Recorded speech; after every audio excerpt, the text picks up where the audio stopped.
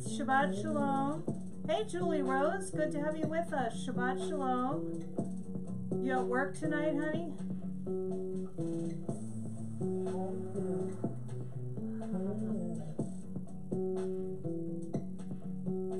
Hey, Karen, good to have you with us. Shabbat Shalom.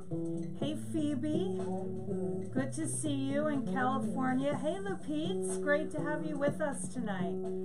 Aaron, good to see you too. Hopefully right before the show, right? Shabbat Shalom, everyone. Hey, Alexandra, Shabbat Shalom. Good to have everyone with us tonight.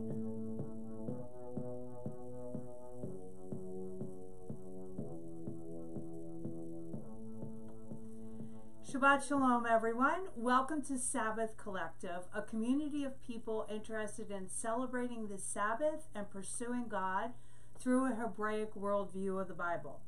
And we've been working through a series on vision, which has been really very exciting for me to kind of get into and see all these things that maybe I never saw before. And tonight we're talking about curate the vision.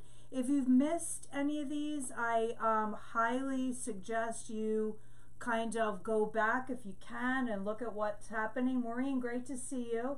Oh, hey, Sarah. Great, glad you're with Julie and you're watching together. That's fantastic. Randall, good to see you too. Shabbat Shalom. So again, circle back and catch up on the Vision series. I really think this is probably one of the best series that we've ever done. So curate the vision. What does that mean? People oftentimes get really convoluted when it comes to being a practical, real-life follower of Yahweh. And the Western Church sort of develops this sort of superstitious language around it. For instance, let's say there's a meeting plan and no one shows up, and someone may say, those who are supposed to be here are here. Or maybe it's the fact that you waited till the night before to send out the invitations that had something to do with it. I don't know, just saying. Or maybe someone said to you, well, if it was supposed to happen, it would have happened. Really? Well, sometimes, yes, absolutely. But every time? Are you not willing to do any post-production assessment because no matter what happens is always God's will? I think we may be attempting to protect ourselves from disappointment by attributing everything that happens to God. If everything is God's will, then I can't be responsible and therefore I won't be disappointed. So when we think of having a vision and looking ahead at the vision, imagining it, experiencing it as if it has already come here, that can be terrifying, right? Because again, we hate disappointment. But vision comes through a curated state of mind. Vision comes through a curated state of mind. Shabbat Shalom, good to see you. And this is a really big statement, meaning we do an intentional arranging, a categorizing, a guarding against anything that doesn't belong in the collection of our mind as it relates to vision. And just like a museum, right? A museum will, maybe they'll go to an estate where someone has left what they have to a museum, and they'll go in and they'll start sort of curating the collection, making sure everything belongs. Where does this go? Where does this go? Is this connect with this? Does this need to be maybe given away? In this series, we've been talking through insight, which has to do with our heart, the motivation for our vision, sight, which is seeing the vision and developing the vision, and foresight, which is seeing it before it happens. And they all work within the framework of us. In other words, it doesn't happen completely out of our hands. Tonight I'm talking about using your creative imagination to envision your preferred future. Foresight is to see a vision as it exists in the future. Now, before we get into this, let me just qualify, because people can be negative about that sentence. They can impose all kinds of judgments on it, especially if they don't know where I'm coming from. But the future is the only place that vision exists. Vision doesn't exist in the past. In fact, vision in the past is often regret, right? When we try to project something that we wish would have happened, that's regret. Vision also doesn't exist in the present. What's in the present is the exact here and now. And if we don't see it yet, it doesn't exist here yet. Vision is in the not yet seen. Hebrews 11:1 says, trusting is being confident of what we hope for, convinced about things we do not see. Now let me qualify this. All good things get appropriated. Hey Andre, great to see you. Shabbat Shalom. All good things get appropriated and hijacked and twisted. All good things. So we need to be very careful not to define something as bad just because it's not always used in a good way. There was a movement in the Western church that was pretty much expanded around the world, referred to as the prosperity gospel, or name it and claim it. And people would put pictures of Mercedes or Bentleys on their refrigerator or whatever it is that they wanted, and they would pop it up there and look at it all the time. And this mindset spread to countries, unfortunately, that didn't have enough to eat but would pay a traveling minister from the U.S. all that they had because it was, quote, seed faith, so that they could realize their visions. And then there was also this kind of word emphasis. In other words, every word needs to be strategically thought about and confessed. Confess it, say it, and it will come to pass because your words make God move, or you make the universe respond to your words. As if God was a genie in a bottle and you were the king of the world. Okay? And as this got more and more twisted, it became more and more about greed and materialism. There is, however, a power in words. Proverbs 18:21 tells us that life and death are in the power of the tongue. Blessings and cursings can come out of the mouth.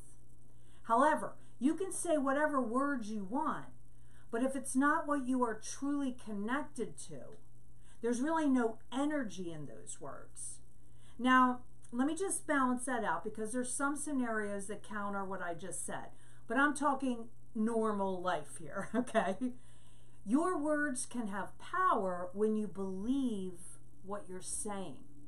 And listen, this envision before it was physically seen was done by all kinds of people we see in scriptures. Like Hebrews 11 references Noah, who builds this giant ship before it even rains. Okay? So there's all kinds of examples of this happening. So again, we see Hebrews 11:10. It speaks of Abraham living the way he did. And it says, for he was looking forward. And that Greek word is the word ekdekomai, which means to receive, to accept, to look, to expect, and to await, to the city with permanent foundations, of which the architect and builder is God. So let's look at this word here again, because we're talking tonight about curating the vision as it relates to us having foresight of the vision before it's even happened. Here it says in Hebrews 11 that Abraham was looking forward. This is the complete Jewish version. And that Greek term, ekdekomai, means to receive, to accept, to look, to expect, to await. So Abraham did just what we were speaking about. He envisioned something before it even happened. And Abraham had foresight in this, and his son had foresight in this, and his son's son had foresight.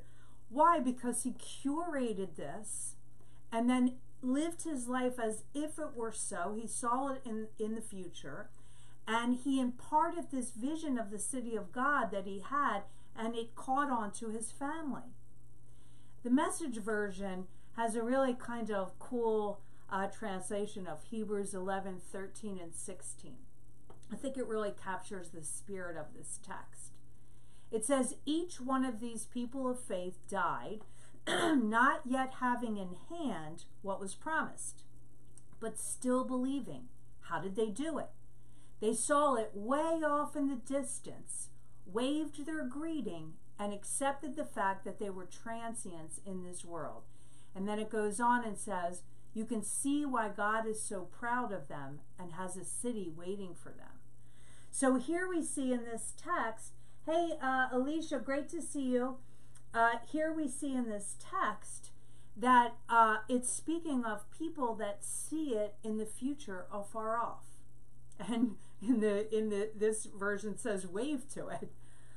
The coolest tribute to Scripture is in Scripture itself. And you've heard me say this so many times. And we see this in the longest chapter in the Torah, and it's Psalm 119. And the Psalm 119 has no author's name, has no historical perspective, has no distraction from the main theme. And it is divided into 22 sections, Psalm 119 is. One for every letter in the Hebrew alphabet. Each section consists of 8 lines of Psalm 119. And each of the 8 lines begin with one of the 22 Hebrew alphabet letters, starting with Aleph and then Beth. And every section connects and represents to a letter. Now, see why I love Hebrew and the word, right? Psalm 119, 129 through 128 is the section that begins with the letter Ayin, which is this. Ayin, the Hebrew letter Ayin. This is the ancient Hebrew pictograph. The Hebrew letter Ayin means eye, which is to see by extension, to understand, and to obey. And again, if you missed the I part we did in these series, please go back and either read the teachings, which we post on the members group, or watch them on YouTube or on this page. We did a lot about the I. This section of the text that begins with Ayin in Psalm 119, the I, it actually references justice in the world. Now, especially today, this is a profound thought, because it's talking about seeing justice even before it comes into the world. It begins with Ayin. And now look, the LXX, the Greek text of 4th century codex and the 5th century codex, however, instead of the Ayin, because the LXX translates Hebrew into Greek, right? So what the Greek uses for this text that used the letter Ayin to start this portion of text that talks about seeing justice in the world before it happens, it uses the same word we just read about Abraham in Hebrews 11, ekdekomai. Ayin, with the Greek concept, is ekdekomai, looking forward, to receive, to accept, to look, to expect, to await. Looking forward, the eye is required to having foresight to see the vision of justice. It was so in the time of Psalm 119, and it is also so today, right? It's the world that we live in. Looking forward, the eye is required. It's what Abraham had. It's what pleased the Lord. Once again, we see seeing connected to vision, even when the vision seems unattainable. Now, let me see the thumbs up if you've been kind of feeling that the Lord's been showing you this in your life. Let me see your thumbs up. Once again, we see seeing connected to vision, even when the vision seems unattainable. Here's another amazing thing to think about. Humans are created to contribute in materializing the unseen. And again, there's Iris, great to see you. Good to have you with us. Hey, Derek, good to have you too. So again, there's a lot of bad stuff, again, because things get appropriated, co-opted, all that. But this is a spiritual truth. And just because people have taken this and twisted it for greed or materialism or whatever they've done, doesn't make it any less truthful. Humans are created to contribute in materializing the unseen. In fact, everything we are looking at begins in the imagination. It was at one time unseen. Take, for instance, this beautiful wall behind me, right? My daughter-in-law designed this for me. It started as a concept, then it became a vision. Then her and her husband, my son Ryan, started to work on it. Then it became a work, and then it became a reality.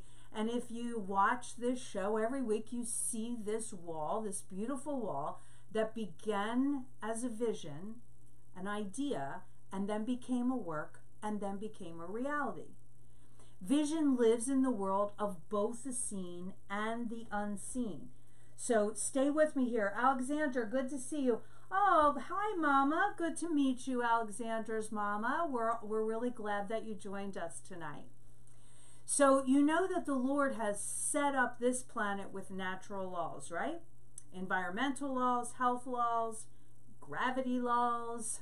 No matter how much you try to will it, if you walk up a flight of steps and then try to fly down, you're probably not going to. You're probably going to land right on your butt, right? That's a law, no matter how much you wish it to be not true. There are also spiritual laws that have physical consequences.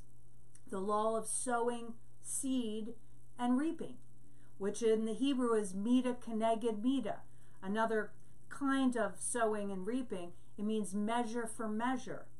What you give, you're going to get, is mida keneged mida.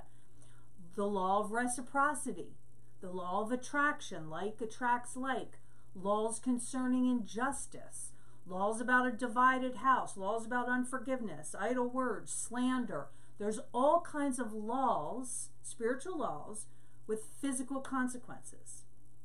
Vision has laws that govern it as well. Now, let me just qualify here a bit.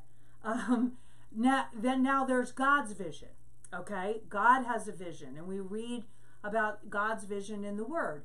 Things like the restoration of all things, the glimpse of Yeshua we get in Revelation. There's all kinds of visions from the Lord that He watches over to complete them. Then there are our personal visions that come from our hearts. And again, we talked about this in the previous series. Our hearts that are connected to God's heart, right? You remember we spoke about this.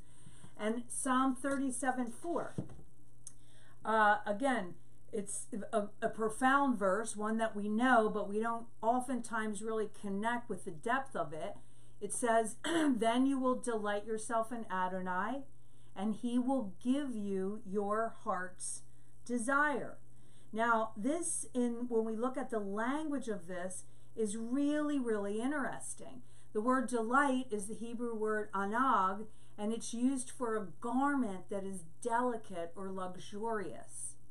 This suggestion of a garment that you put on, this is what delighting in God is like, and it's felt with great appreciation. It's spelled with the Hebrew letters Ein, Nun, Gimel, which the Hebrew pictograph shows means experience life lifted up. To experience Him is to experience life itself in all of its splendor, to literally be in all of it. When we do that with Him, then He will give us our desires. The desires themselves come from Him, right? Why are we so scared to trust our own hearts then? There are kingdom laws that govern everything. When we are connected to these principles, these laws, we can trust them. Now, let me give you an example of this. A couple years ago, we had a young teenager who was part of our faith community, and her mom came to talk to me because she was very upset because this young teenage girl had a vision that she wanted to go to a senior center because her grandpa just went to a senior center and was feeling very lonely, and he lived in a different state in Pennsylvania in the Poconos. And so her young daughter wanted to go to her local senior center in Brooklyn and play her guitar and sing for the seniors. And the mother was real worried about it and came to me and said, well, how do we know this vision that my daughter has is from God? it's a good thing, okay? It's a good thing. So we need to not be so concerned about this. When we're delighting ourselves in the Lord and we want to do good things, what's wrong with that? And again, as we said earlier, if the God who created the universe wants to kind of redirect that a little bit or tell you no, I'm quite sure he can get your attention.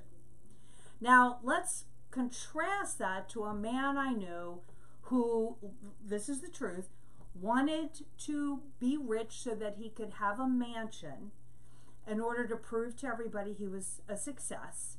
And then he was going to have a giant party and invite all the people that knew him to see his mansion. And he was very specific about this, including a guy who made him feel the least worthy when he was younger, who was now a musician, and he was going to hire him as a musician to play at his party so that he would be jealous of what the millionaire had. This is not a vision given from the Lord as a result of a man delighting himself in Adonai, okay? This is a vision rooted in insecurity and is not looked at through the lens of insight, which we talked about earlier. But the vision laws set boundaries for us. So relax and trust that he's the one who's given you this desire. Paul talks about seeing the inheritance.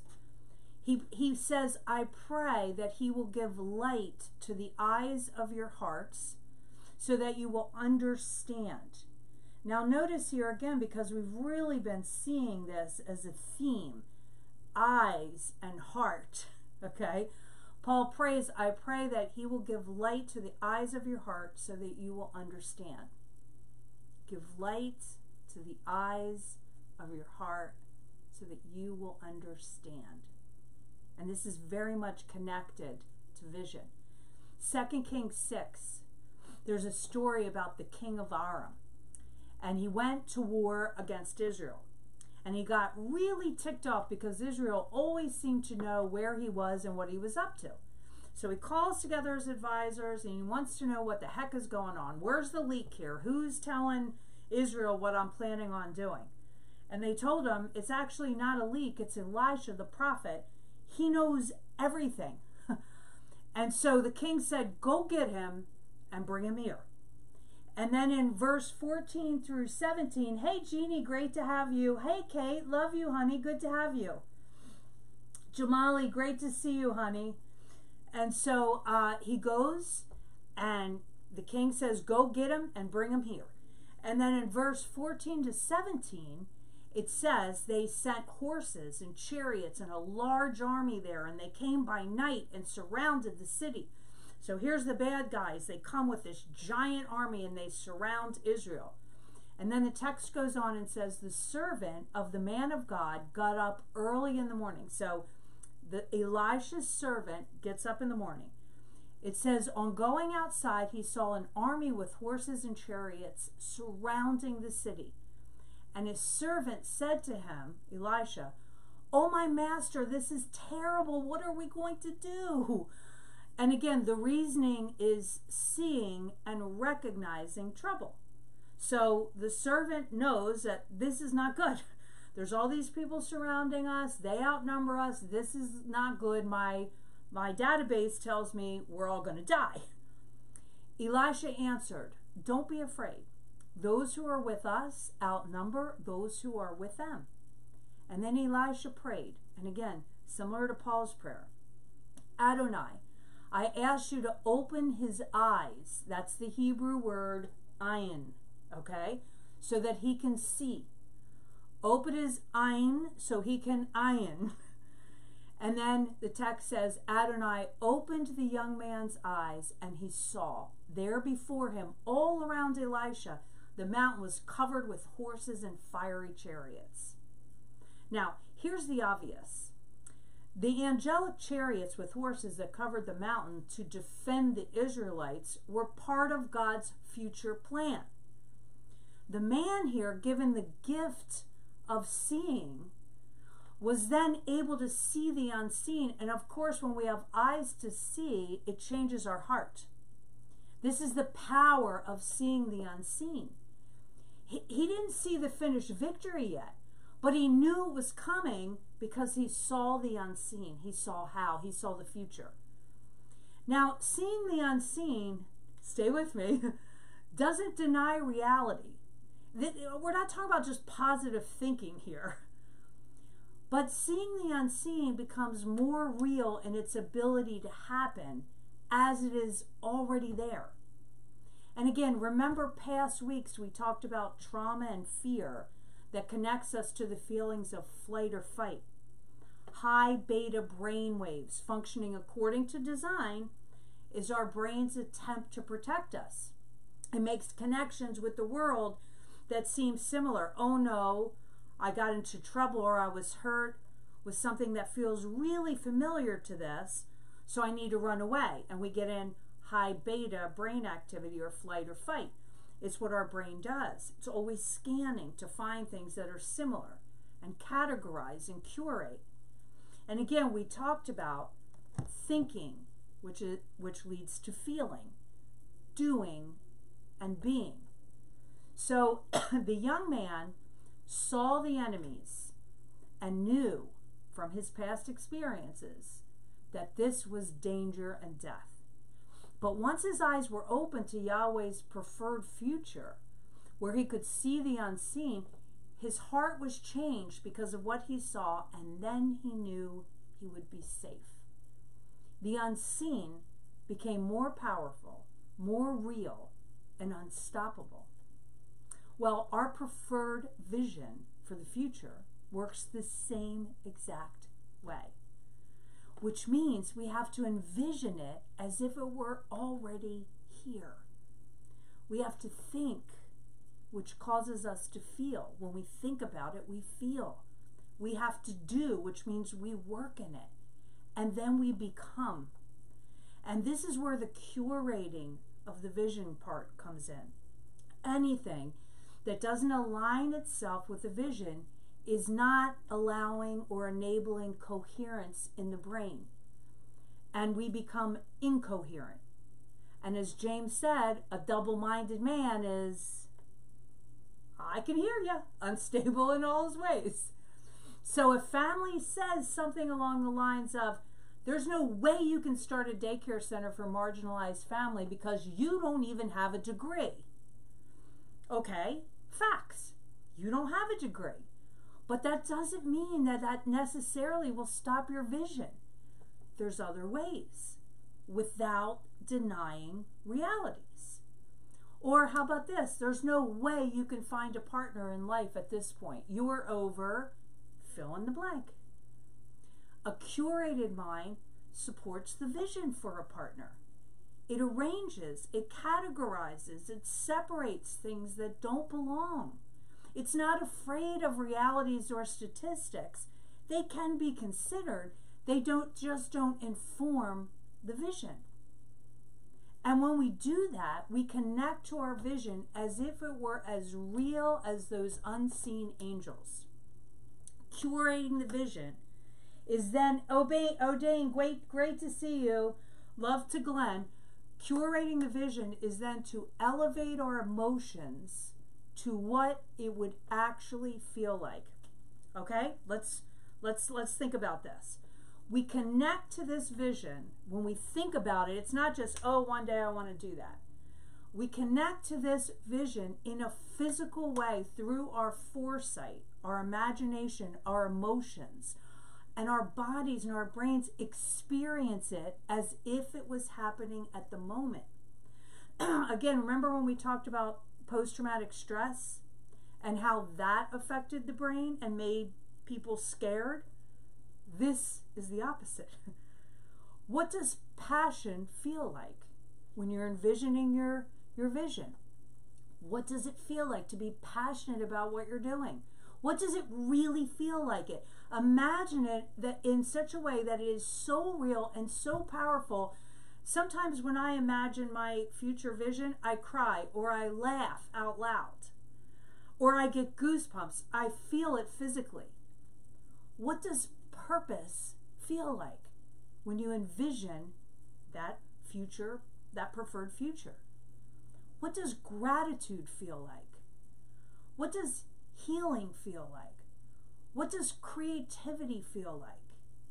And you connect to those feelings. Now, our brains think now this is where we're going. And they are very tuned into emotion because there's heightened emotion surrounding this. Again, the same way PTSD works, curating your vision and connecting with it emotionally works as well. And then here comes the curating mind at work. Neuroconnections are made. Neuroplasticity happens. And as neurologists say, what fires together wires together. This is our brain's ability to change our synaptic wiring to relate to our situations differently. So now, our brains move from fear, which is high beta, flight or fight, or freeze, to creating, to connecting with things that will help to bring our vision to pass. We see opportunities of connection, of creativeness, of business, of all kinds of ways our vision can be realized because we are focusing on our preferred future. And our brain is working with us at a keener and higher way to spot those potential connections. If you've ever rented those race cars, I'm in Florida and they do this here, right? They rent these race cars and you get to get in it yourself and go around the racetrack, right? And one of the things the instructor tells you when you get in the racetrack is look where you want to go. Don't look at where you don't want to go. Look at where you want to go. Because wherever you look is where you'll steer. If you look at the wall, you'll crash right into the wall. If you look at the car trying to pass you, you'll crash right into the car. That sounds spiritual, doesn't it? Because we go where we're looking. We somehow think if we have faith that God will make it happen, even though we're not curating our visions, our minds to support our vision. We're looking at all kinds of negative things that don't belong in a curated mind that supports vision. And again, here's another exciting neuroplasticity fact. Again, this is science. Nerve cells that no longer fire together, no longer wire together. Which means, this is hope. Those thoughts that you want to let go, you can let go if you're not rehearsing them over and over and over in your brain and something else is replacing them with a higher emotion. A curated mind that supports vision means that we think and feel differently. We act differently. We become different. All because the eyes of our hearts are open. Can you envision a preferred future that is so real that you can feel it in your physical body and your brain actually thinks it's already happened? Let's start that journey together. We're going to close our time with the lighting of the Shavuos candles. And traditionally, the mothers in the home light the candles, which connect us to the Sabbath light of peace, of joy, and of unity. And then she encircles the candles 3 times with her hands as a gesture that welcomes in the Sabbath. The Lord is our light and our salvation.